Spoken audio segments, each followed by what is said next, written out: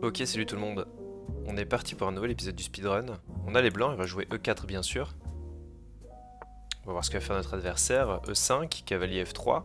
On commence à avoir l'habitude de cet ordre de coups. Et là, notre adversaire nous joue une Petrov. Petrov caractérisée par le coup cavalier F6.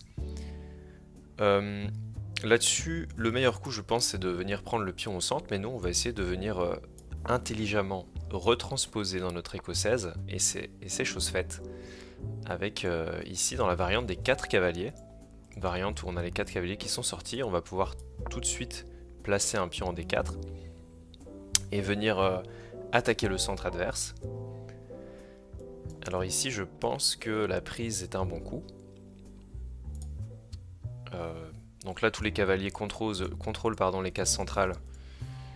La bataille pour le centre est lancée.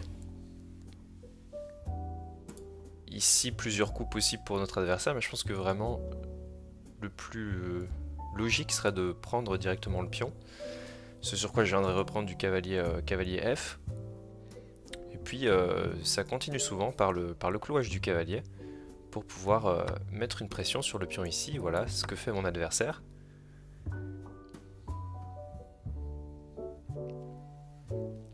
Après il y a la possibilité aussi de prendre le cavalier ici en D4, mais c'est pas terrible parce qu'on l'a déjà vu.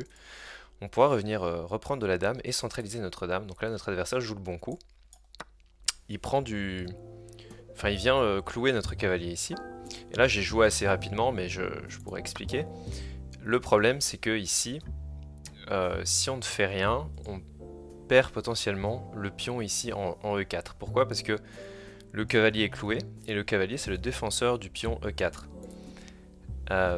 Problème, si on veut jouer un coup logique et défendre avec fou en D3, pardon, le problème c'est que le cavalier ici n'est plus défendu par la dame et on vient perdre ce cavalier. Donc on a envie d'éviter ça, on a envie de pouvoir défendre notre pion ici en E4, notre pion central, on y tient, il est important.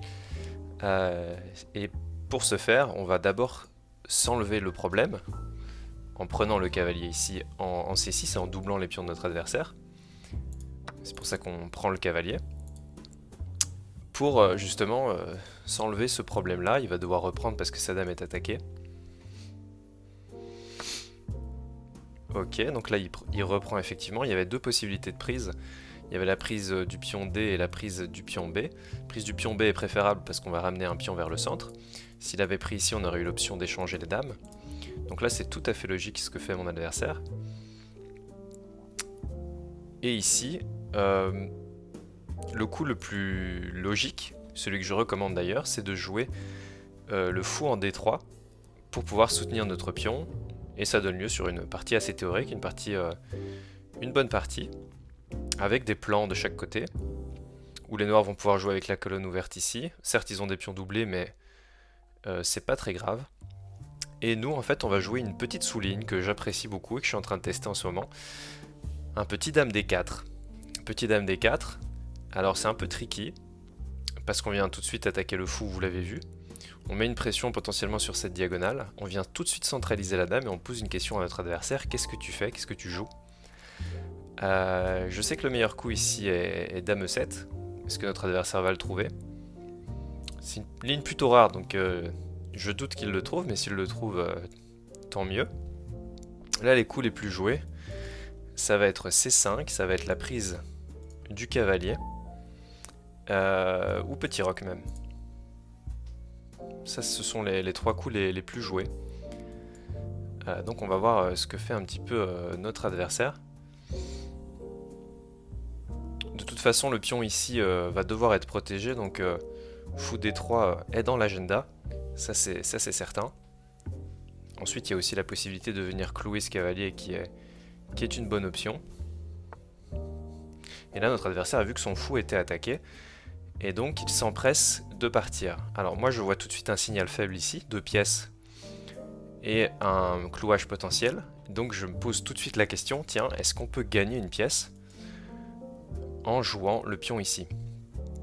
Et la réponse est pas forcément, parce que notre adversaire peut jouer dame E7, créer un clouage et mettre une double attaque sur ce pion-ci. Alors est-ce qu'on pourra pas défendre avec pion F4? J'ai l'impression que si. J'ai l'impression que si. Mais peut-être que notre adversaire aura un coup comme fou C5 intermédiaire. Ce sur quoi on aura peut-être prise, prise et prise. Donc je pense que ça peut marcher. Les amis, là c'est le moment critique dans la partie, donc il va falloir calculer un petit peu. Bon, ce qui nous embête, c'est évidemment notre roi hein, qui est ici. Mais je pense que E5 doit gagner en force. Je pense seul coup pour ne pas perdre la partie, c'est Dame E7. Donc c'est une variante forcée, donc ça nous facilite un peu la vie. Qui vient en fait contre-attaquer le pion, rajouter un attaquant sur le pion, donc ça fait 2 attaquants sur le pion. Et clouer en plus le pion sur cette colonne. Donc on va pas pouvoir prendre puisque le pion est cloué. Donc nous ce qu'il faut faire c'est qu'on rajoute un défenseur. Et là j'ai deux options. Soit pion F4 à partir de ce moment-là, soit fou F4. Si je joue fou F4, est-ce que notre adversaire a une défense? Il pourrait roquer. Et je pourrais toujours pas... En fait il pourrait... Oui, c'est un peu embêtant parce que là-dessus il peut roquer tout simplement. Et moi le pion il est toujours en prise. Et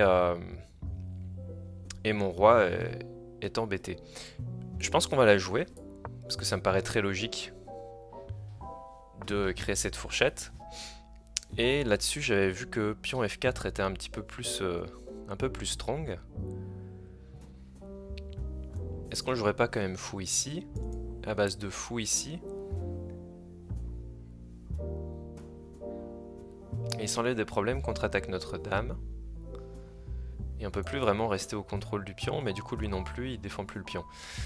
Ok, donc tout ça est intéressant, il va falloir de toute façon défendre notre pion, et moi je dis, écoutez, défendons-le en sortant une pièce, comme ça ça nous permettra potentiellement de faire grand roc. Donc c'est ce que je vais faire. Ici de toute façon je peux pas manger, hein, le pion est cloué, mais prochain coup grand roc, et je réitère tous les problèmes. Alors je rate peut-être quelque chose, hein. De toute façon un coup comme fou C5 est un vrai coup. Mais je bougerai la dame, quelque part, somewhere. Et à mon avis ici en D2 pour protéger le fou. Et je réitérerai ma menace de faire grand roc. Donc ça paraît très logique hein, pour lui de jouer fou C5. Parce qu'il s'enlève une pièce de la fourchette. Et il attaque ma dame. Donc ça semble être le coup candidat le plus logique. Ou C5. Carrément C5, c'est vrai que j'y avais pas pensé, mais ça a le désavantage de laisser les deux pièces dans la fourchette. Donc moi ce que je vais faire tout de suite... Ah, c'est vrai qu'il faut que je reste au contact du pion, parce que sinon il va être attaqué, parce que là pour l'instant il est attaqué 2 fois, et défendu 2 fois, et c'est madame qui défend. Donc ça semble très logique. Alors si je mets madame ici en E3, le problème c'est qu'il a des coups comme cavalier G4, et il contre-attaque madame. Donc c'est plutôt bien joué. On va essayer de jouer plus simple, on va essayer de jouer ici, parce que j'ai vu que sur cavalier G4 qui semble assez logique, il me semble que j'ai dame E4, qui va non seulement avoir gardé un œil sur le cavalier ici, mais en plus de ça va attaquer la tour ici qui n'est pas défendue. Donc ça pourrait être super intéressant. Donc là je menace toujours de faire grand roc, donc la partie est un peu tactique, mais j'ai l'impression qu'on s'en sort. Alors je joue vite parce que j'en avais parlé. Non seulement j'attaque la tour, mais j'attaque aussi le cavalier ici en rayon. Et je menace grand roc. Je pense que sur un coup comme tour ici qui semble très logique, moi j'ai grand roc, protège le pion, réitère la menace, et on attaque le cavalier. Donc là j'ai vraiment une position plutôt sympathique. A noter que le pion du coup... pourrait tomber, et ça j'avais oublié aussi, parce que le cavalier en fait en G4 il attaque aussi le pion. Donc je pense que pour lui tour ici est forcé, ce qui serait un bon coup en fait parce que moi si je fais grand roc je perds le contrôle du pion. Ok. Alors sur la prise, qui me semble assez... Ok, j'ai compris son idée, parce que sur fou prend...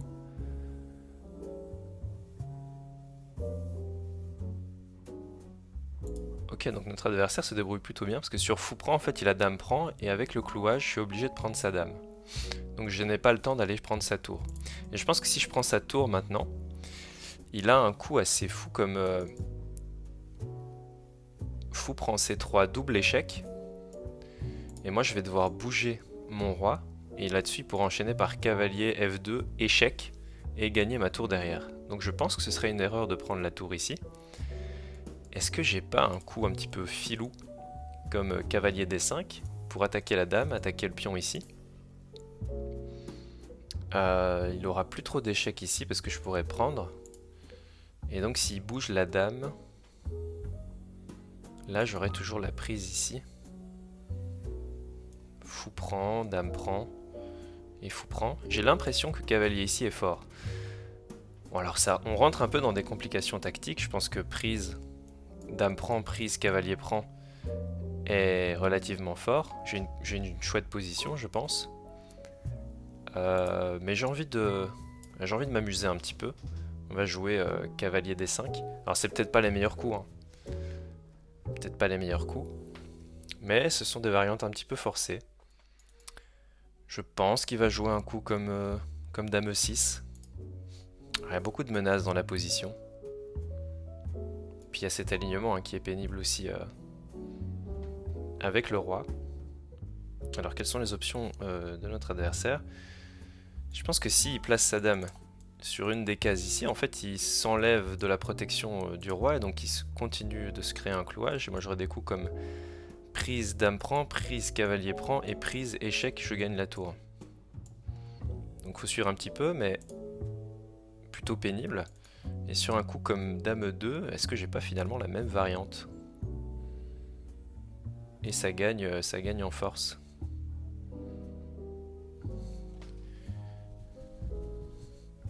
J'ai l'impression que le coup le fait réfléchir. Alors ça on avait vu hein, la variante. Est-ce que je n'ai pas à tout hasard prise du fou? En cas de prise du cavalier, je dois avoir prise ici, prise et prise. Donc je pense que ça gagne les amis. Je pense que ça gagne et c'est très forçant. Parce que j'ai fou prend. Fou prend, attaque le cavalier, attaque la dame bien évidemment. Donc dame prend ou cavalier prend forcé. Sur cavalier prend, il y a ce vis-à-vis désagréable, donc j'ai déjà un coup comme F4 qui se regarde pour gagner une pièce. Mais je pense que j'ai encore plus fort, j'ai cavalier prend, échec, dame prend, et dame prend ici tour. Et là il n'y a plus de problème sur mon roi. Sur dame prend, après fou prend, fou prend, sur dame prend, j'ai tout simplement dame prend, cavalier prend et la fourchette ici. Donc je pense que c'est très forçant, on va jouer ça sans se poser de questions. Et là je pense que la position est gagnée. Donc là on a utilisé pas mal la tactique, mais c'est ça que j'aime bien avec les sous-lignes un petit peu, c'est que ça peut donner lieu à de la tactique.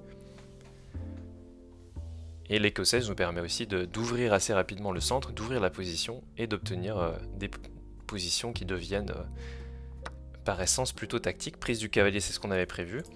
Alors là, deux possibilités. Pion F4, mais est-ce qu'il n'a pas du contre-jeu avec les pions, avec mon roi qui est un petit peu en danger? Nous, on a vu prise du cavalier ici, prise dame prend, qui me semble gagnant. Il faudra voir le plus fort à l'analyse. Mais je pense que cavalier prend est la meilleure option. Alors est-ce qu'il y a du potentiel derrière? Cavalier prend, dame prend. Dame prend ici. Est-ce que j'ai même pas un coup de fou furieux comme grand roc? Peut-être un coup de fou furieux, mais on va jouer la variante qu'on avait calculée. À base de cavalier prend échec, dame prend et dame prend tour. Parce qu'il n'y a pas pour lui de moyen de venir mettre un échec pénible, il y a juste ici. Et encore on pourra bouger potentiellement notre roi. Et puis il y aura son problème ici en C8. Et donc là je pense qu'on va faire... Alors là c'est bien joué à notre adversaire parce que il vient menacer un coup comme fou B2 qui va enfermer la dame. Et donc nous on va tout de suite venir placer notre dame sur une case un petit peu plus safe je vais dire. Alors, il peut toujours jouer ça, mais on va repartir avec la dame. Un coup comme tour ici aussi. Donc là, ça peut devenir dangereux. Donc il va falloir que je joue vite. Notre adversaire joue très bien. Je vais essayer de faire très rapidement grand roc pour me mettre à l'abri. Ça va être important. Bien que grand roc, je suis quand même sur une colonne ouverte. Si je peux faire petit roc, je le fais, mais là, ça va prendre un peu trop de temps. Donc je pense que je vais devoir rapidement accélérer ici. Là, avec 1 minute à la pendule, il va falloir. Donc là, on va faire grand roc tout de suite. On va s'enlever de tous les problèmes. Ensuite, on va développer notre fou. Il va bien falloir à un moment donné. On voit qu'une fois que le cavalier a bougé, je vais pouvoir placer mon fou ici et menacer des échecs très pénibles. Donc c'est ce qu'on va faire, je pense. On voit que les pions ici nous ont bien aidés pour éviter les rebonds désagréables du cavalier. Cavalier par ici, menace une fourchette là, très bien.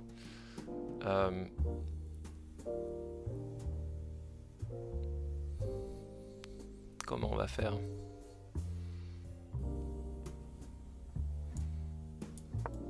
Je pense qu'on va menacer ici tout de suite le pion. On va contre-attaquer.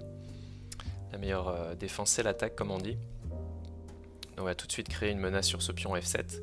Il n'a pas le temps de manger. Voilà. Et nous, on va venir ici développer notre fou sur une... notre tour sur une colonne ouverte. Ok, très bien. Là, on va proposer un échange de dames. Bien sûr, c'est pas en son avantage. Mais on a nos pièces qui sont devenues actives. Son fou est enterré. Ça nous va très bien. Ici 30 secondes, donc il va falloir faire très attention. Un coup comme F3 va être envisageable. Ah oui, donc j'avais pas eu la fourchette, mais de toute façon il fallait jouer vite. Donc on va essayer de pré-move un petit peu.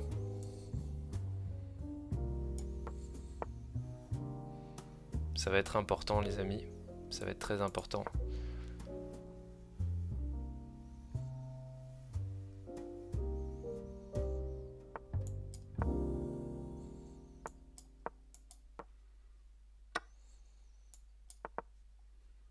Bon, là c'est un petit peu du pré-move, mais de toute façon nos pions sont sur case noire, donc pas de problème. C'est un petit peu dommage d'en arriver là, mais...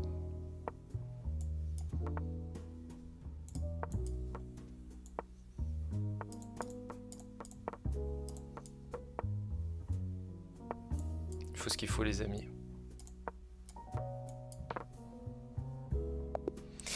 Bon, c'est très triste, mais là, si je n'accélérais pas, c'était perdu. Donc voilà, partie un petit peu scabreuse, mais on y est arrivé.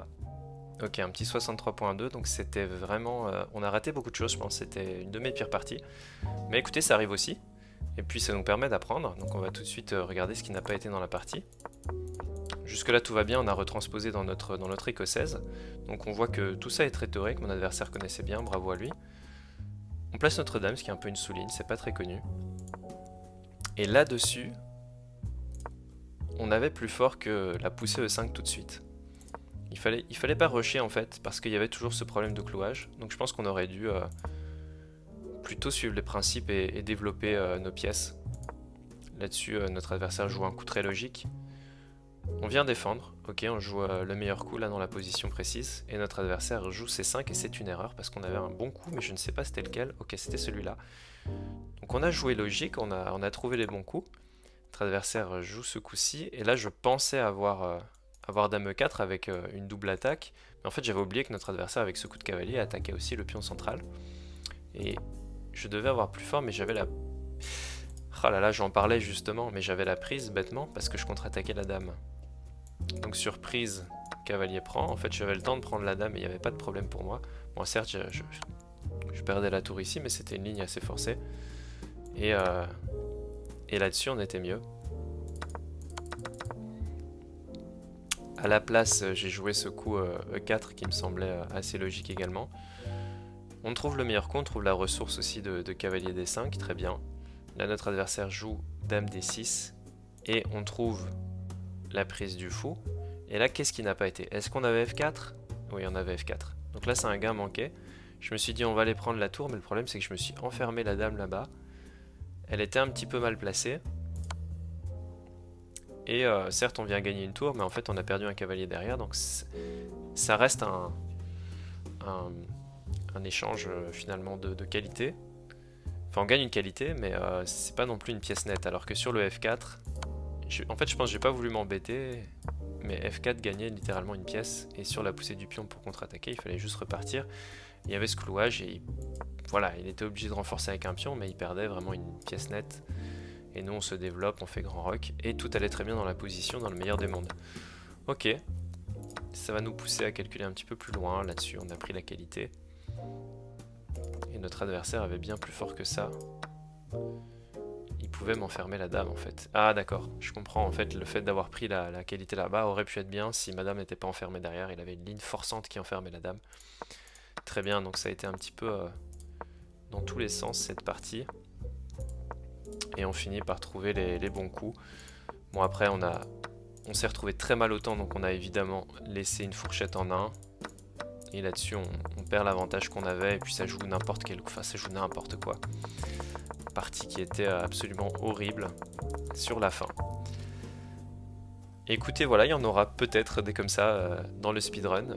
J'espère que malgré tout, vous avez apprécié la vidéo, ça vous a appris quelque chose. Puis nous, on se retrouve très vite pour une prochaine partie du speedrun. Salut tout le monde, prenez soin de vous.